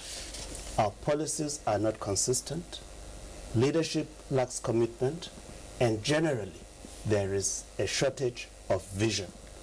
And above all, I see a gap in this country of a principle or philosophy that really rallies the country together. What unites us in this country? Take sports, for instance. Anytime there is a sporting event that Nigeria wins, the country comes together as one. How do we remain that united? And I believe that if I feel excluded or marginalized when it comes to opportunity, I'm applying to go to a school, I'm denied admission because of my name or my religion. Take, in fact, some public documents to this very day. Why do we have this question, ethnicity and religion, in public documents in this country? What will that serve when you are making your decision? It is to help the people deciding, to circumvent the very thing that Comrade Okuni talked about. Again, the Constitution is not the problem, because I do know for a fact that the highest constitution in this country is not even the Constitution that we profess to have, but the Bible and the Quran that most of us confess. Okay, let's pause you. Mr. Koran. Yeah, my take on this is quite simple. I have an agreement. Please be brief about it. So that I have an agreement that all about this is governance. Yeah. Totally. And that's why I mentioned the issue of leadership that have failed. But I also think that if we want to get back, we must first of all pull the economy back. And if the economy is back on stream, people will be engaged. And you find not much time again to dissipate energy fighting, struggling for ethnicity, religion, and all of that. Second point is this. If we find time to tell ourselves the truth, let the leaders say we need to reduce relevance of politics. This is one thing that is killing the nation. The elites are using politics and religion to dismember us. And therefore, everybody now, Tom, Dick, and Harry is looking for a political position. And that's where they also ignite all of these problems using those who are frustrated already. And if we can reduce such relevance, I think we can come back as a nation. Thank you. All right, Mr. Ken Okoha, thank you for being brief. Let's quickly take your tweets. They have come in. Please keep them coming. We've got quite a few more minutes to end our conversation. But Ahmed Gambo Ibrahim tweets, the only way we can achieve stability is when we strengthen our institutions. Anyone found breaching the law should be punished accordingly. And Clifford Agregwese tweets, so we are talking about unity and stability when our political leaders surreptitiously desecrate our traditional institutions. All right, and this one is coming from Victor Namdi, and he tweets, if Nigeria is favorable to all, why is it that the Southeast is left with 5 states? Stanley tweets, government should value the right of its citizens as given in Chapter 2 of the Constitution and let all geopolitical zones be equal. And Emmanuel George tweets, Nigeria's constitution is full of grammars to favor certain class. We need to change this fraudulently built constitution, period. Ume Chimyezie tweets, great job at NTA GMN, very engaging discussions from Part 1. I suggest remarks and points are translated to policy inputs. All right, and Obin, we'd like to thank you, Chimyezie, for appreciating efforts. Obin, this is your tweet, and you say, good governance cannot thrive on faulty foundation. Let's renegotiate the terms and conditions of our cohabitation. All right, then we have this one from Sheneze Esan. Sheneze Esan, he says, when we replaced meritocracy with mediocrity under the cloak of federal character, then, of course, we got a failed state with disillusioned citizens. And Dele Jack Solomon tweets, NTA and crew, thank you for not treating this topic with, I know he meant to say kid gloves. The unity of our dear country is non-negotiable. Nigeria will do great again. Festus Akimboyewa tweets, every tribe and ethnic group in Nigeria should be counted worthy as part of Nigeria and not relegated. All right, just to correct Billy Jack Solomon's tweet, he did say with kind gloves.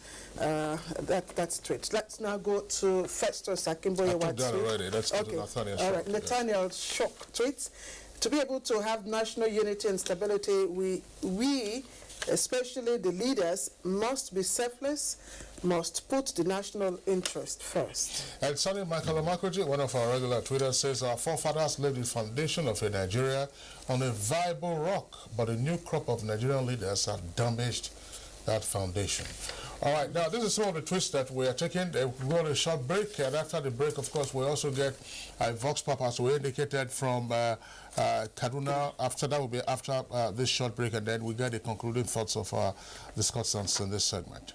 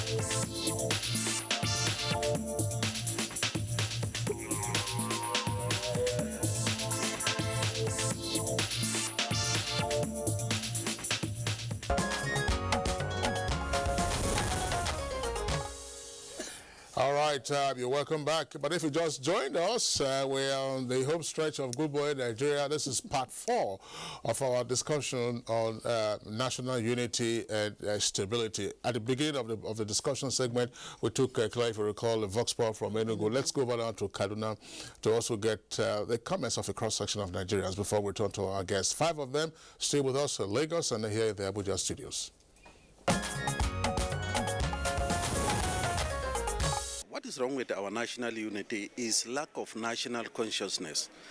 You know, people are divided by regions. You see, we have the northeast, the north central, the south-south, the southeast. Everybody is identified by his own region. So, first of all, we have to be identified as Nigerians first. Nigeria today, we are fractionalized. We are divided into regions. We are divided into tribes. We are divided into religion. We are divided into ethnicity.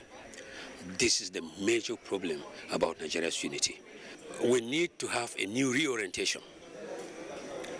There is need to put Nigeria first. In Nigeria, what is called Nigeria now is a conglomeration of different ethnic groups. But what is supposed to be paramount in our minds as citizens of the country is to put the country first. But if you look at the scenario that is on ground now, you realize that people tend to bend towards their ethnic societies rather than looking at the unity of the nation. What needs to be done is for us to respect individuals' opinion, respect each other's religion, drive away from the north, the south, the east, the west, and just focus and recognize ourselves as one, as Nigerians. No section, no northerner, no easterner, nothing, just Nigerians. I believe once we start seeing ourselves as Nigerians rather than people from the north, the east, the west, then would find a way to solving our problems, a lasting solution to our problems. I think many things are wrong. Some people feel marginalized, some people feel oppressed, and we need to do something about it before we get out of the hand. We need to do something. We need to do advocacy. Like now, we are living in a tensive atmosphere. Our politicians are the number one, and our leaders, and also religion and tribalism. Nepotism have taken over the day. I think that's why there is no unity again. Many people are not out to serve the nation in terms of patriotism. Virtually everybody is more of trying to see how to share this issue of national cake. So as a result of these inconsistencies, so there is this issue of agitations here and there. These problems are so embedded in our system that if we have to solve it, then we have to come together as a team. Then we'll sit down and look back at where we are coming from, we live into our present constraints, then we now sort it out among ourselves.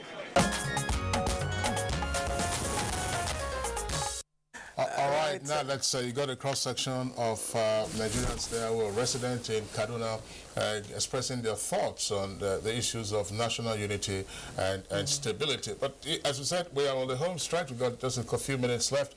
Senator Ahmad Lawan, one point that we've had since Monday when we had this conversation has to do with what some have described as the disproportionate reward for competitive politics, and the fact that politics, I'm not saying politicians, but of course politicians practice politics. Politics does not appear to have been beneficial to the entity called Nigeria and the citizens and residents to help foster much more greatly national unity and stability. The political class has been up for blame for all of this.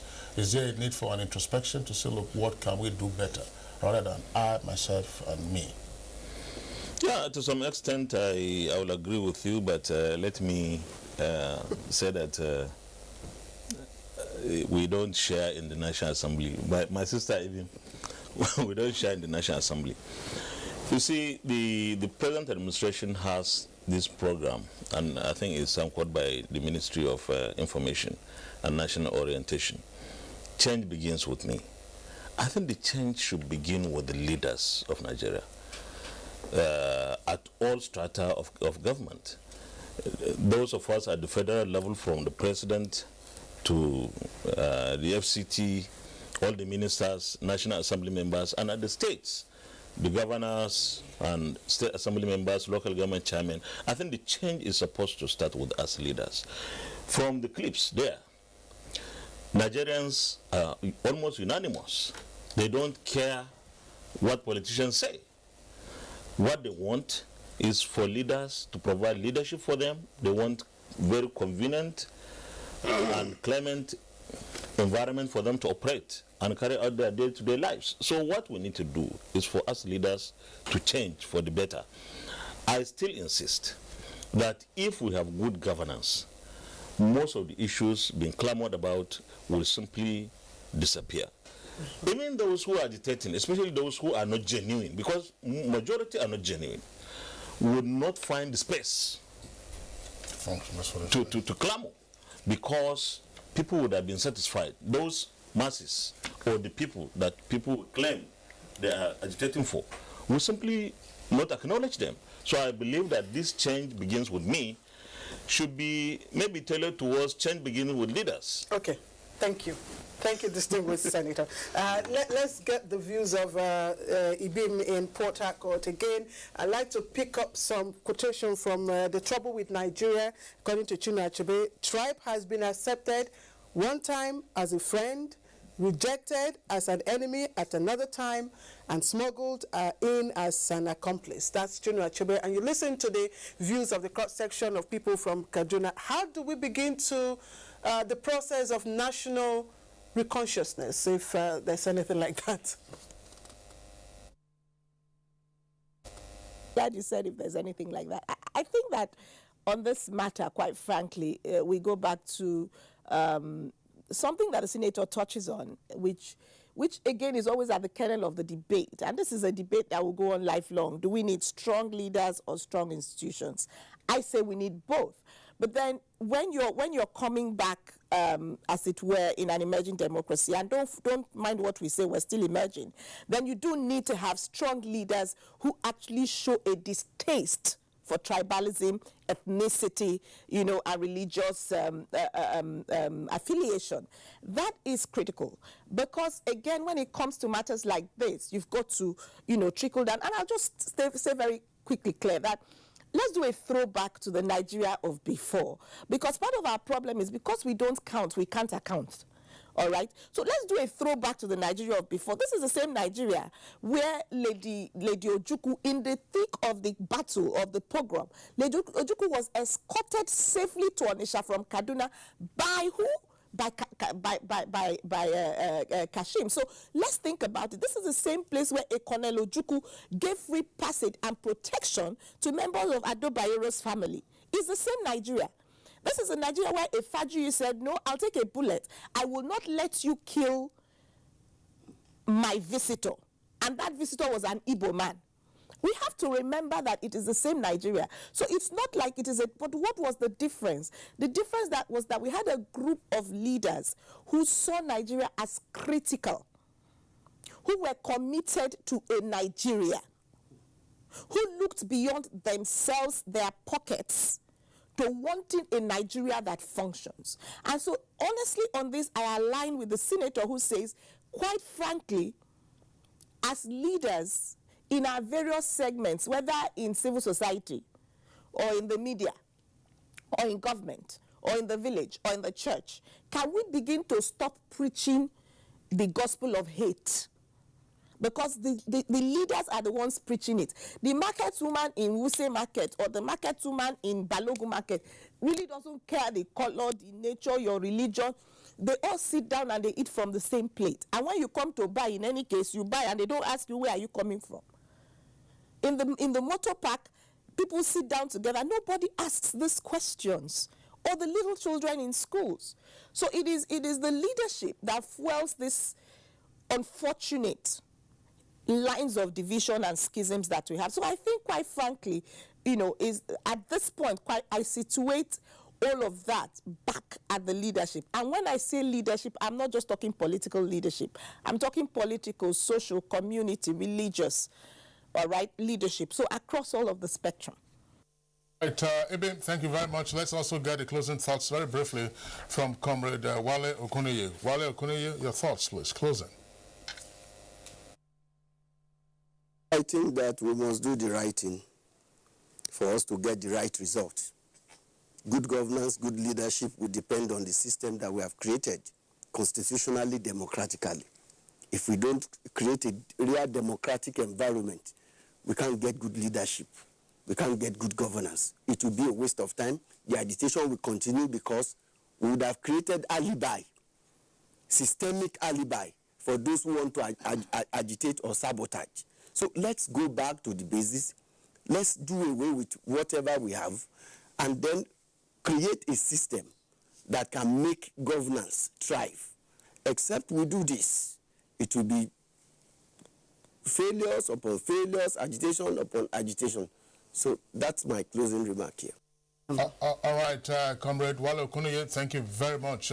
Let's also come back to our studios here and get the closing thoughts of Ambassador Bulus Lolo. Well, thank you very much. Just to point to us that really what we need in this country, we need rallying national symbols, we need leadership, inclusivity, accommodation, tolerance, transparency, equity, and fairness in the management of our public affairs. But above all, we must believe and have faith in ourselves. We must remember that the strength of Nigeria is its size and diversity.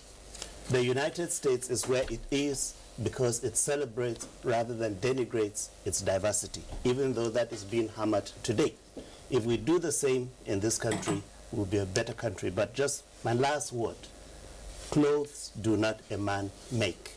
So we can have the best constitution, but if in implementation we don't adhere to the spirit of that constitution, we'll go nowhere. Thank you. Thank you very much. Kanu Koha? Just 2 points. One, and this is an appeal to NTA. If it is possible to gather all the inputs of these 4 editions and get a consultant or so who can edit all of this, put it up as a policy brief, send it to our legislators, send it to the executive. Let them understand and hear what Nigerians are saying. You would have gone a long way. Number 2 is prophetic utterance from me. And I am saying this as a warning, that if we disintegrate the way we are trying to, the way politicians, unscrupulous ones, are leading us to, if we disintegrate, I am very sure that these politicians would not miss the stones from the masses. All right, Ken Ukoha, thank you very much. And just to indicate before we wrap it up, we have a number of tweets again coming in from our viewers. We take those tweets right away. Ralph Etio Zungo tweets, the only woman on the discussion panel is making a great deal of sense. And Wiki tweets, when sharing the national cake is no more a subject, but the interest of Nigerians, that's when unity and stability will be. Goldman tweets, is it possible to criminalize bad leadership so that failed leaders can be jailed? That way, people will search their intentions. And Moses Akpan tweets, can we listen to Mr. Wale, your speaker from Lagos? It is clear. That is the way forward. You can't beat the truth. And McVix Victor tweets, my contribution has been stated clearly by Comrade Wale Okunuyi, and that's just the naked truth. Let's make a change now. And this is simply the other guy, and it tweets, we should spend less on governance and spend more on governing. All right, this is from Ahmed Gambo Ibrahim. The majority leader says we should keep looking for a good leader. How can we get a good leader when they keep frustrating and tumbling our laws? And this is Stanley. He tweets, the unity is in the good governance. Take the government to the doorposts of the people and let them see the dividends of democracy. And we have this from Lekia Coxon. It says our problem is a system of over-concentration of power at Abuja. Power needs to come to the villages, district, and local governments. And this is coming from Dr. Chike Okongu. Counterfeit leadership, as late Chinua Achebe puts it, is our bane. Fixing adaptive challenges with technical solutions breeds greed. All right, this is from Emmanuel George. On the issue of trust mentioned by the Senate leader, it cannot be achieved without reputation, which is not adherent in Nigeria's constitution, which is not adhered to in Nigeria's constitution. Ibrahim to the tweets, please let us not use countries that are different to draw a template for Nigeria. Let's find local solutions to our local problems. And Change to Progress tweet, the Nigerian elites are the problem because the majority of them live on Nigerian asset ordinary Nigerians don't have problems amongst themselves. And again, Dr. Chike Okobu tweets, change comes from 3 items: creativity, invention, and innovation. Until we have real leadership that delivers these from the top, no show. All right, Cecilia Koroma tweets, the elites are the major problem. Take a survey. You'll be shocked how united the commoners are. Ibim, thank you. You said it all. So, all right, Tim, that does it for Claire. That does it for our discussion. We'd like to appreciate all our 5 guests from our Lagos Network Studios. Comrade Wale Okunoye, thank you very much for being with us today. And Ibim Seminary, thank you also for being with us. You joined us from our Lagos Network Center. And here in the Abuja studios, of course, our appreciation to Ken Uko, our president, Nigerian Association of National Association of Nigerian Traders, Ambassador Bulus Lolo, former Permanent Secretary, Minister of Foreign Affairs. Thank you very much. And distinguished Senator Ahmad Lawan, Majority Leader of the Senate. Thank you for being on our discussion segment today. All right, it's been an interesting discussion, but let's quickly take a look at the weather forecast for the rest of the day before we say our thank yous. Hello, and welcome to the weather forecast for Thursday. The peak of the rains are here, and the frequency of weather activities have increased in the past few days, especially over the north of the country. As regards how this will play out on Thursday, we expect early morning thunderstorms to affect part of the northwest, which includes areas around Sokoto, Gusau, and part of Yewa. While also around the central states, part of Abuja and Lokoja should see some early morning rains. Also, the inland of the southwest, part of Ilorin and Ekiti, will also see some early morning downpour. While elsewhere, we expect light morning activities to prevail. In the afternoon, there are chances of thunderstorms over part of the northeast, which includes areas around Maiduguri, Yola, part of Gubibauchi axis, and also part of Jos and Kaduna axis. We also expect the inland of the south, which includes areas around Abakaliki and Enugu in the southeast, and part of the inland of the southwest, also some isolated thunderstorms in the late hours of the day. And that's where we'll leave you for the forecast. Do join us for more updates.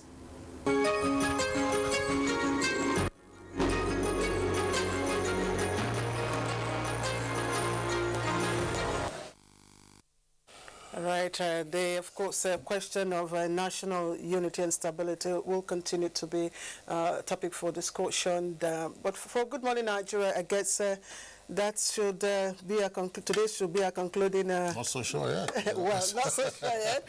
Well, let's see how it plays out. Of course, we'll let you know if the subject comes up again.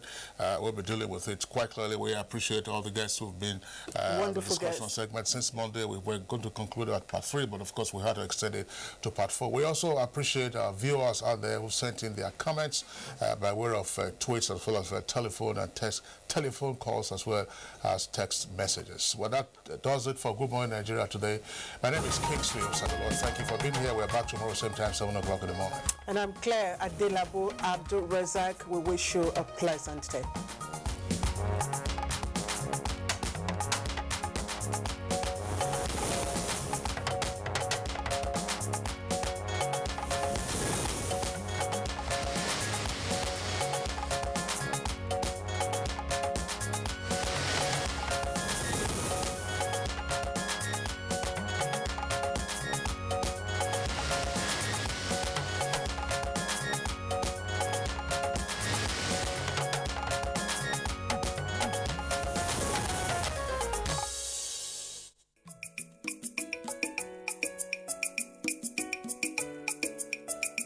Our programs are getting better and fresher. And it's because we are thinking about you.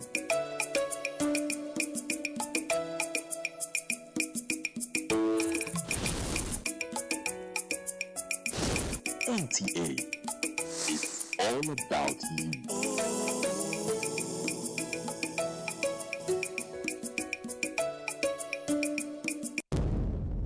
Information is power. Everyone wants power. So feel power.